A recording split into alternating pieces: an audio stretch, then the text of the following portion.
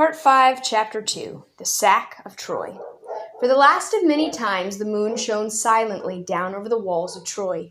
Even Cassandra, the prophetess, worn out with strange visions, slept dreamlessly, while watchmen dozed on the benches by the gateways, and the people, weary with rejoicing, lay quiet in their palaces or huts. No sentry stood on the watchtowers to see the white sails of the returning fleet spread out over the gleaming waters of the bay. In the dark shadow cast by Apollo's temple, Sinon was fumbling with the secret bolts of the wooden horse. Presently the door dropped with a slight creak. A rope followed it. There was a muffled ringing of bronze as the fully armed heroes slid quickly to the ground. "Have you lit the signal, Sinon?" whispered one. "I held a torch over the wall and watched until one flashed in answer from the island. Already the bay is covered with our ships, and in half an hour the men will be at the gates of Troy." "You are a brave man, Sinon," murmured Odysseus. "You have carried through a hero's deed." "Such lies are necessary," said Pyrrhus curtly. "But it is better to win fame in open fight. To the gates now.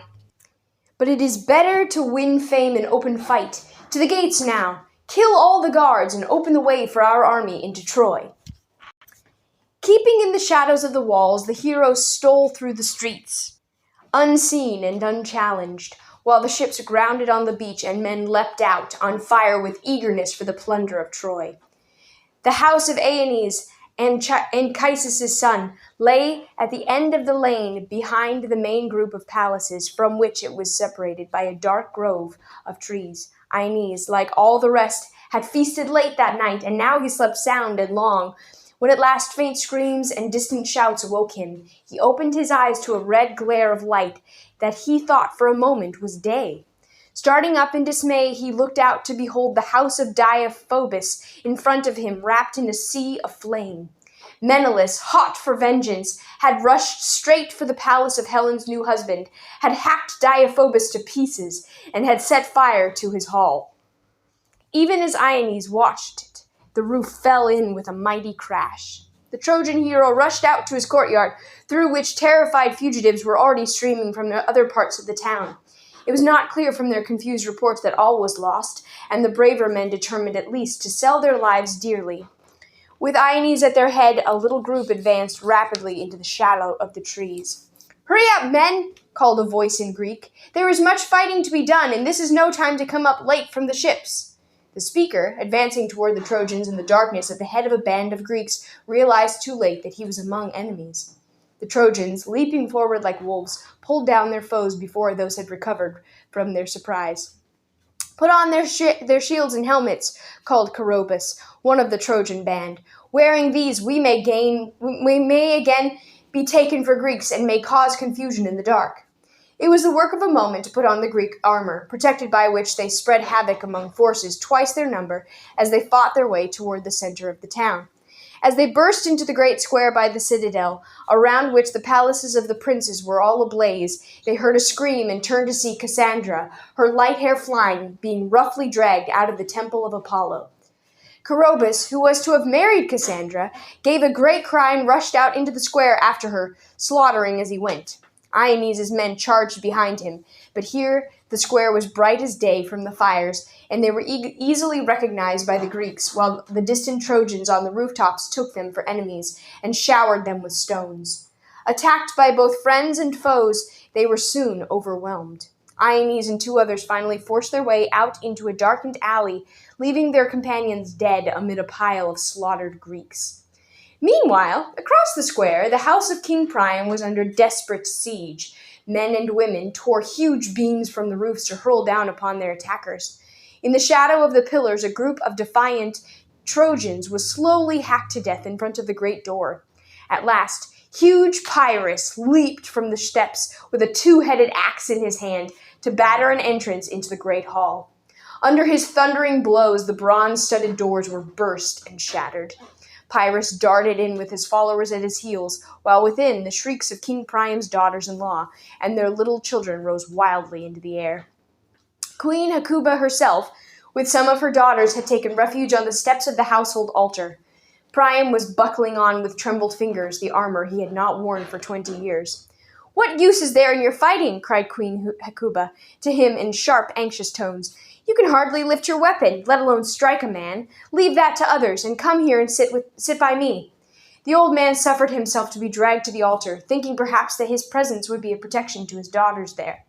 The shrieks from the outer rooms were growing in volume, and presently a boy burst through the doorway, running for his life with a blood-stained figure of Pyrrhus close behind.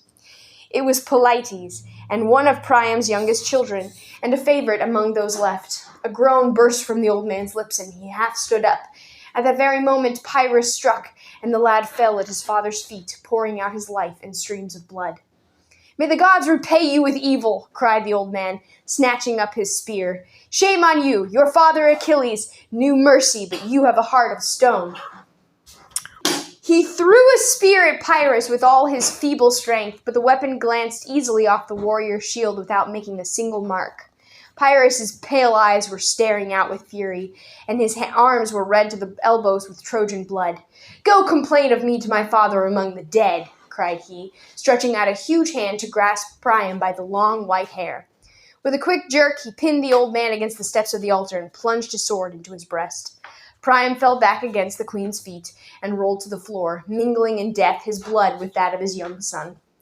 Delayed by the siege of Priam's house, the Greeks had left the more distant palace of Achilles still untouched. That hero hurried back from the scene of destruction in the square, convinced now that the resistance was hopeless and anxious only to save his wife, Creusa, his little son, and aged father. He found these gathered in his hall, together with servants from his household and fugitives, who still poured in from other parts of the town. There was no time to be lost.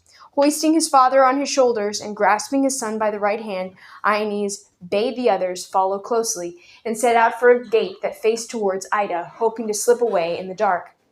The black alleys were traversed quickly, and soon the party stood in the shadow of the gate, which the Greeks, knowing this side of the city less well, had not yet occupied. "Quick, my son, quick!" cried old Anchises, peering over the heads of the others from his vantage point on Aeneas' shoulders.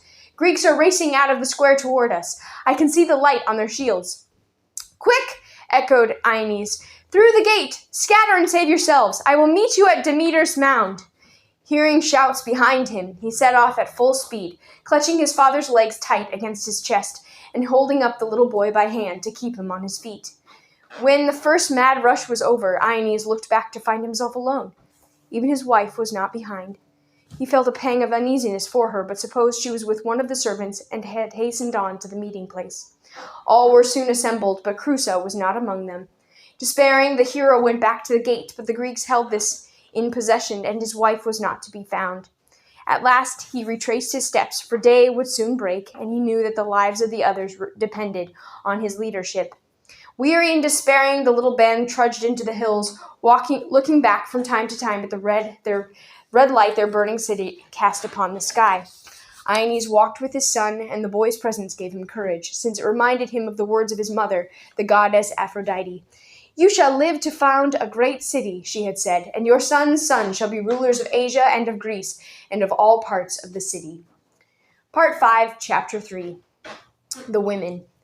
Day dawned on the smoking ruins of Troy. A group of noble women, set apart from the other plunder to be prizes for the chieftains, huddled together in the shelter of the broken wall, waiting to learn their fates. Hecuba's white hair was blown by the wind, and her wrinkled face, which had seemed only yesterday to be carved in lines of rigid pride, was now slack and fallen with hopeless despair. Of all her children, 3 alone remained. Polyxena, her fairest daughter, pressed close against her, stunned by the vista of the long years of misery ahead. Cassandra, the strange prophetess whose mad fancies had troubled the Trojans through all the years of the war, was combing her hair and singing softly to herself. King Agamemnon, smitten by the sight of her wild, unearthly beauty, had chosen her out of all the captives to be his own, swearing that he would make her his bride in defiance of Clemenstra, his proud wife, who waited for him at Mycenae. Cassandra, to whom for years the very name of Agamemnon had brought confused storms of madness and horror, now prepared for her fate with a smile, and was calmly decking herself for her bridegroom. The despair of her mother and the sick dread of her sister were hardly even realized as she pondered on the fate she foresaw her bridal would bring to Agamemnon. One hope remained to Queen Hecuba. Her youngest son had been a mere child when the war broke out. At that time, King Priam, fearing for the fate of his city, had secretly entrusted the boy to his friend, the king of Thrace. With him, he had sent a vast treasure, so that if Troy would fall, his surviving child might have means to gather the scattered people and perhaps rebuild the town.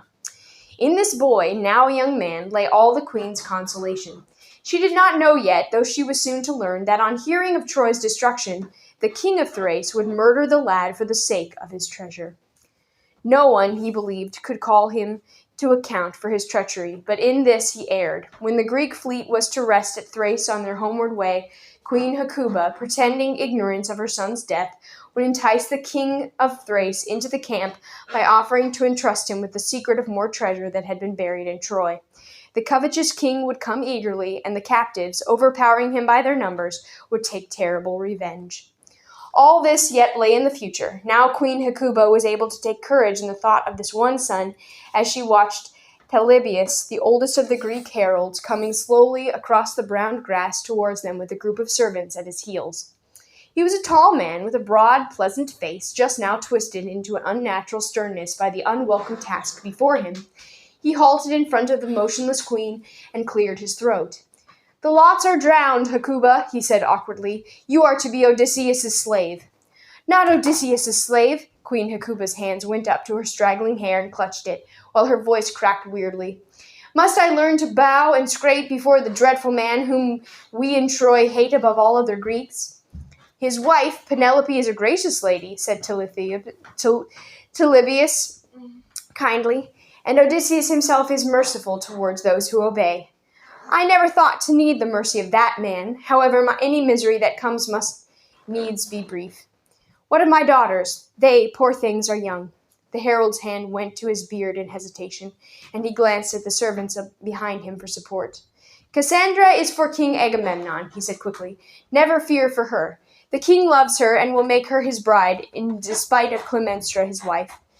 "Ah, I know." The old queen glanced at her unseeing daughter, who sat alone, covered as the cloak by her silvery hair. "Take her. She is crazed by this night's terrors, and, I think, realizes nothing of her plight or ours." "Yes, mother, I know it all," said Cassandra the prophetess, softly without moving.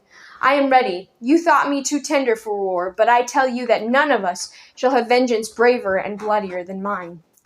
"I am glad at least you are willing," said the herald, looking with pity on the strange girl. "You and your sister must rise and come with me." "Polyxena? What is in store for her?" cried the agonized mother, while the girl shuddered all over and crouched lower on the ground. "No life of misery awaits her," replied the herald hastily. "Some evil is planned, I am sure of it," exclaimed the queen, frightened by the man's embarrassment. Polybius, the herald, stood irresolute for a moment, as though hesitating how to break the news. "She is to be slain as a sacrifice by the tomb of Achilles," he stated abruptly at last. Queen Hecuba cried aloud and clung to her daughter, but the girl now got up steadily, putting her mother away. "That is good news, mother," she said gravely. "I dreaded a life of sorrow and shame. It is better to die." She turned to the herald. "Now, let us go while my mother is still stunned by the news," said she. Polybius made no move to take her, but stood hesitating. "There is also Andromache," he stated finally. Queen Hecuba, hanging on her daughter's neck, paid no heed to this, but Andromache herself, who sat on the ground with her child asleep on her lap, turned white as death. "What of me?" she demanded quickly. "Pyrrhus takes you. Have no fear, for he has heard that you are gentle and of good repute, so that already he loves you." "A curse lies on me," she answered bitterly. "If my very virtues are to bring down on me the worst fate of all, I am to be loved by savage Pyrrhus, whose father slew my husband and all my kin?" "Be comforted," said Polyxena gently. "You shall have Hector's child." "As to the child," stammered Polybius. "Yes," said the mother, anxiously pressing the boy to her. "Surely he goes with me. He is so young." "He is little now," said the herald reluctantly, "but his father was a great hero and one whom the Greeks feared. They dare not let the son of such a man grow up to trouble them. The child must die." "No!" screamed Andromache, desperately, tightening her hold upon her son. "I am charged to say," mumbled Polybius, "that if you let him go without an outcry, you may bury him with honor and send him down to dwell in Hades happily. If you resist, his corpse will be thrown out unburied in the open plain." Let him go, said Queen Hecuba drearily. They will take him in any case, and we can at least send the son of my great son down to the dead like a prince. Andromache clasped the child silently, tears streaming down her white face, but she got up when the soldiers came over to her and followed them unresisting. Hecuba sank to the ground again and covered her eyes, listening to the sound of shuffling sandals moving away across the grass. The Greeks hurled Hector's baby from the highest tower of Troy. After that grim deed, Pyrrhus took Andromache home with him and was as gentle as his nature allowed him to be, for he loved her dearly. He would not marry her, however, because she was only a slave, and he preferred the daughter of Menelaus and Helen, who had been promised to him before he came to Troy. When the princess saw that her husband Pyrrhus loved his slave girl, her pride was affronted, and she plotted with a cousin to take Pyrrhus's life. Pyrrhus was slain, but Andromache was saved from her persecutors and married Helenus, whom the Greeks had spared because he had told them to capture the Palladium. Helenus and Andromache never went back to Troy, but they lived and died in peace, if not in happiness. Hecuba set out with Odysseus, but she did not live long after her vengeance on the king of Thrace. Some say that the gods changed her to a dog, whose desolate howling could be heard ringing through the northern woods. Others declared that her mind gave way under her troubles, and that she threw herself overboard to drown. Troy was razed to the ground, and none of the few who escaped returned to rebuild it. Antenor and his sons, who had been granted their lives in return for Theano's treachery in betraying the Palladium, retired to neighboring cities. Iones and his followers set out for Italy and the long migrations that were to end with the founding of Rome. Part 6, Chapter 1, Agamemnon's Death. As the herald Talthybius set out to announce the daughters of Queen Hecuba their doom, men were already cutting firs for a beacon on the peak of Mount Ida.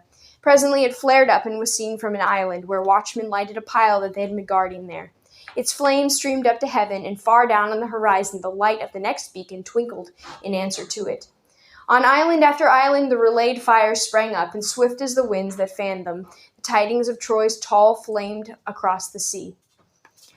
Soon they raced down the mainland of Greece until Queen Clemenstra, in her palace of Mycenae, knew that the time of reckoning was near.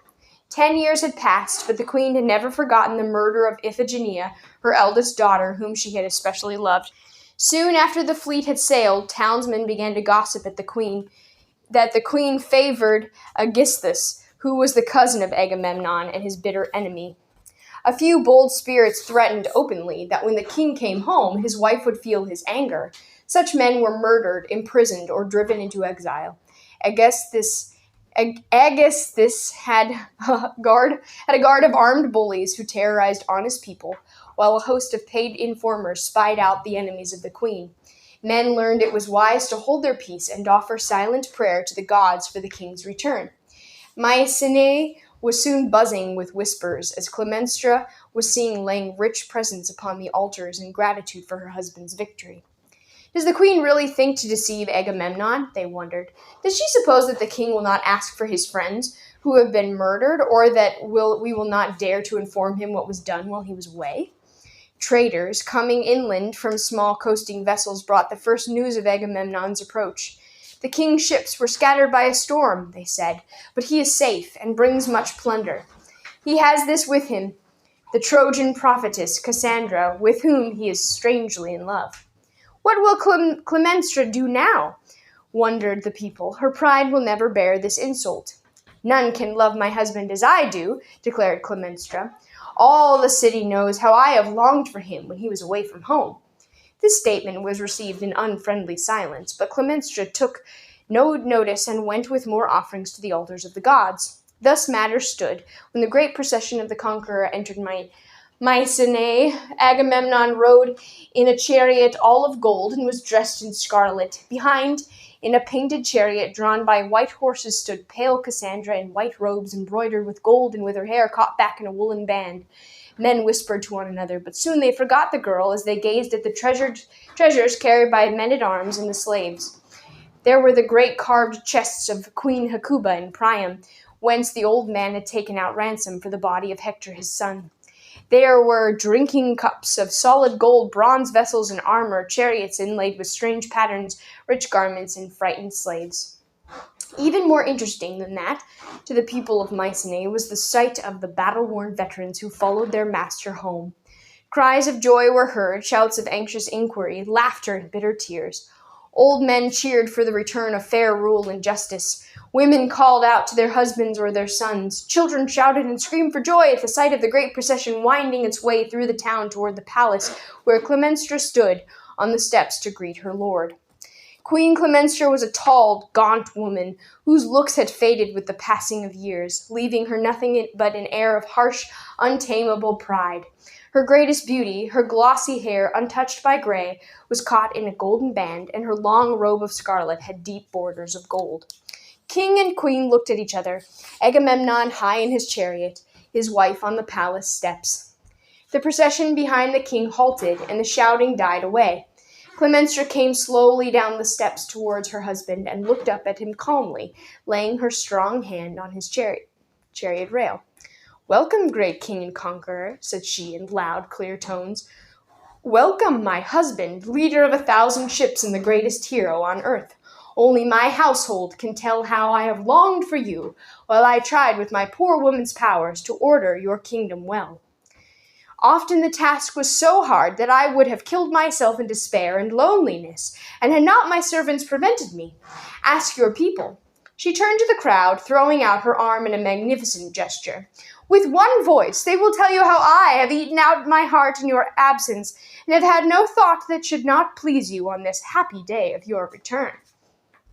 The townspeople received this outburst in blank silence, while King Agamemnon, who had heard rumors of his wife's conduct as he had come down the coast, looked at her doubtfully, unwilling to make reproaches until he had clearer knowledge of the truth. "Such conduct as you describe is faithful indeed," he said after some hesitation, "but now is not the time to talk of it. We are tired and have come home to sit at our ease with our old friends. Later it will be time to speak of how things have gone with us, when each may be rewarded according to his deserts." "Bring scarlet cloth," cried the queen, turning to her servants. "Bring carpets gloriously dyed and precious beyond telling, to make a path for the greatest conqueror on earth." "This is folly," protested Agamemnon, bewildered by the queen's vehemence. "I am no god to walk on scarlet, but a plain man coming home." "You are a king among kings," insisted she, "and this day you shall not defile your feet." "Very well," he grumbled ungraciously, anxious to cut short the scene. "I will walk on your carpets, though I call all to witness that I do not care for such pomp." "Servants," she cried, "make ready a bath for the king, who is weary with travel. Bring out the embroidered garments we have made for his return." Agamemnon leaped down from his chariot and went in angrily over the shining carpets, his triumph spoiled by the foolish exaggeration of his wife. Clemenstra followed him, still calling orders to her slaves. The townsfolk scattered eagerly to greet the returning soldiers, while a great crowd went to watch the treasures being carried into Agamemnon's storehouse. Only a few people remained in the hot, bright square to gaze curiously at the painted chariot in which Cassandra stood alone. The soldiers had not dared herd her in with the other slaves, while Agamemnon, in his haste and embarrassment, had forgotten her utterly. Clemenstra, as she followed her husband, had rudely ordered her rival to enter, but the girl stood looking up at the empty sky and paid no heed. "Apollo!" she called in low tones, neither seeing nor hearing the curious group that had pressed around to see the mad prophetess with whom their king was said to be in love. "Apollo!" cried Cassandra more loudly. "What house of death is this that smells with the blood of children cruelly slain?" There was a stir among the people, for long ago, though none cared to speak of it, Agamemnon's father had put his brother's children dreadfully to death. Cassandra screamed suddenly and pointed at the house roof, her eyes wide with horror. "See how the cow gores the bull and the wife smites her husband. Alas for the net and the blood-stained axe that await within." "What do you mean?" cried a man in the crowd with sudden anxiety. "Apollo!" cried Cassandra once more, lifting her face to the blazing sun. "I will not die as your servant. Take back your cursed gift that has made me a mad woman and a thing of scorn. If there was happiness in store for any man, I never foresaw it, but my visions have always been terrible down to this last moment of all. I must go in out of the sunlight to my death, but first I will tear from my head the white band marking me your priestess and die free." She threw the band down and trod deliberately upon it. Stepping out of the chariot, she walked slowly up the steps towards the door. There she paused a moment, conscious, perhaps, for the first time, of the crowd behind her. "It is a dreadful thing for the lord of a thousand ships," she said distinctly, "to be cast out, unburied in the rain." Before any man could trouble her with questions, she was gone into the shadow of the dark door. Agamemnon entered his house sulkily with his wife behind him. The slaves were not good enough to do him service, she proclaimed. She herself, the queen, would attend him to his bath. She took his sword as he unbuckled it, exclaiming reverently over the deeds it had wrought. "Let me hang it on this peg across the room," said she, "lest the damp steam tarnish its splendor, for it is the sword of a great king." The king stepped into the warm water and lay back in the bath at ease. "Let me gather up your garments, for you must wear fresh ones at the feast," she said, coming round the head of the bath and stooping as if to pick up the clothes. Suddenly, she rose behind her husband with a great net in her arms that she had laid ready, and with a quick movement enveloped him from head to foot. Agamemnon exclaimed in surprise and tried to scramble up, but he was wet and his arms were entangled. Before he could get free, the queen had snatched up an axe and turned on him. Heaving up her weapon with both hands, she clenched her teeth and hewed her husband down with all her strength. The blow fell between neck and shoulder and bit deep. The king gave a great cry as he slipped in the water, which had suddenly turned a dreadful red. He got one hand on the edge of the bath and pulled himself up, calling desperately for help. Frantic with hate and terror, the woman struck again and again. "You would drive me out for that mad woman's sake," she panted. You murderer of my daughter." The king lay still at last. Clemenstra lifted her dripping axe and strode through the doorway. In the hall, the frightened servants recoiled at her approach. "Where is the woman?" she demanded menacingly. "Where is that Trojan slave for whom my husband would have forsaken me?" All eyes turned on the doorway, against which leaned the small figure of the shrinking girl. Clemenstra came across the floor, and Cassandra with an effort stood up straight, waiting proudly for her doom. Part 6, Chapter 2, The Adventures of Menelaus. King Menelaus came sword in hand in search of Helen, his prize after 10 years' war. He found her amid the captive women, like a sun among pale stars. Helen's hair was as golden as ever, and her clear skin unlined by age. Indeed, she seemed even more lovely than his dim memories of her, so that for all his anger he could not destroy her while she smiled at him. "Kill her!" urged Queen Hecuba fiercely. "Such a woman is not fit to live." Menelaus wavered. "Let me at least hear what she has to say." "Husband," said Helen, turning to him with a gesture of infinite grace, "you must not blame me for the schemes of Aphrodite. It is not my fault that the goddess chose me out of all the women to be the bride of her favorite, Paris. Could I resist her enchantment? When Paris died and the spell was broken, you cannot know how I longed to come home. Odysseus will tell you that I aided him then and sent him safe out of Troy, but none will describe how often I tried to escape and was retained." "That is all a lie," cried Queen Hecuba desperately. "Kill her before she wheedles forgiveness out of you."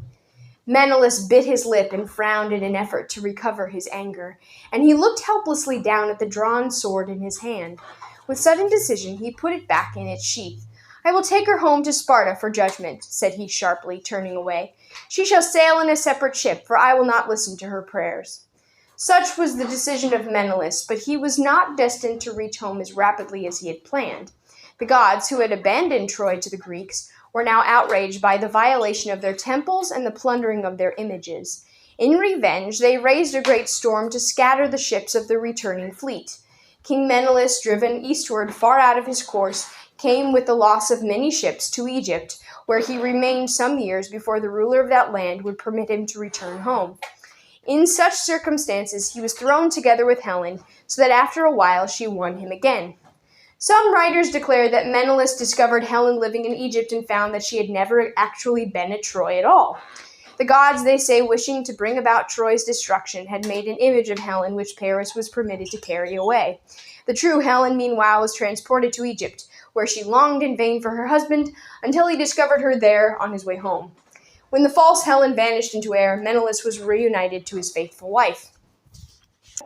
However this may be, all agree that Menelaus was reconciled with his wife in Egypt, where he was long delayed. Even when he set out at last, he lay for a great while, hopelessly becalmed on a little island off the mouth of the Nile. Here the Spartans almost perished of starvation, for the island was barren, but at last Menelaus was helped by a sea nymph who met him wandering hopelessly along the shore. "Ask the advice of the sea god Proteus, the wise one of the deep," was her counsel. "He will know how to aid you if you can but force him to speak." "How shall a man force a god?" asked the hero in despair. "If you could catch him and hold him when he comes up the beach with a flock of seals to sleep in the sun, he will tell you whatever you ask. Come here at daybreak tomorrow, and I will show you how to lay hands on the god." Early the next morning, while the sky was still gray with the approach of dawn, King Menelaus and 3 chosen companions came down to the beach. The goddess gave each one the skin of a seal, bidding him to scoop a hollow in the sand and cover himself over. For a long time they waited anxiously, half smothered by the smell of fish and seaweed as the hot sun rose and beat on the damp skins. When mid-morning came, the seals of Proteus's flock began to wallow out of the breakers and edge themselves, groaning up the beach. They settled themselves in a huddled group, almost touching the 4 skins that lay drying there. After much thumping and blowing, there was finally silence, except for a loud, harsh snoring sound. The stench of the warm sea creatures was intolerable now, and King Menelaus cautiously lifted a corner of the skin. A slow, humped wave was traveling into the land. He watched it break on the beach with a sullen roar, while out of it, puffing heavily, wallowed a strange old man.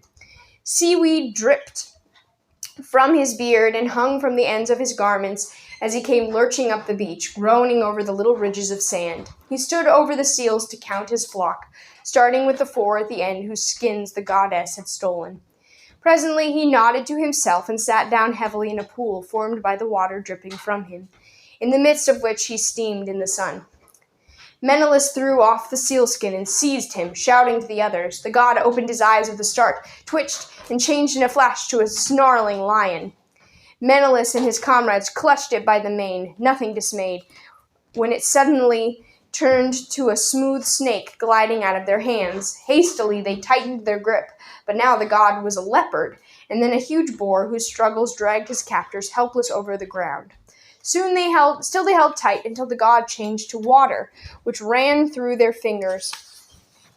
Menelaus hurled himself bodily up on top of a little pool soaking into the ground. Even as he gathered up some in his palms, he felt himself lifted into the air and found himself hanging by one hand from the branch of a tall flowering tree. The branch broke, but Menelaus caught at another and heaved himself across it, panting. At that, the god gave up the struggle and turned back to his own shape. One of the immortals must have instructed you, Spartan king, he said, and with him it is useless to struggle. Ask me what you wish, but quickly, for I long for the cool water. How shall I get home to Sparta? Demanded Menelaus eagerly. I have been long in Egypt, and before that I was 10 years at Troy. Now I am becalmed on this island while my men starve. Is there to be no end to my wanderings? Return to Egypt, said the god, and make offerings to for a fair wind. It is hard to go back over the misty deep when you have come so far toward home. But if you do not, you will never see Sparta. I must go then, said Menelaus, sighing, though the way be weary.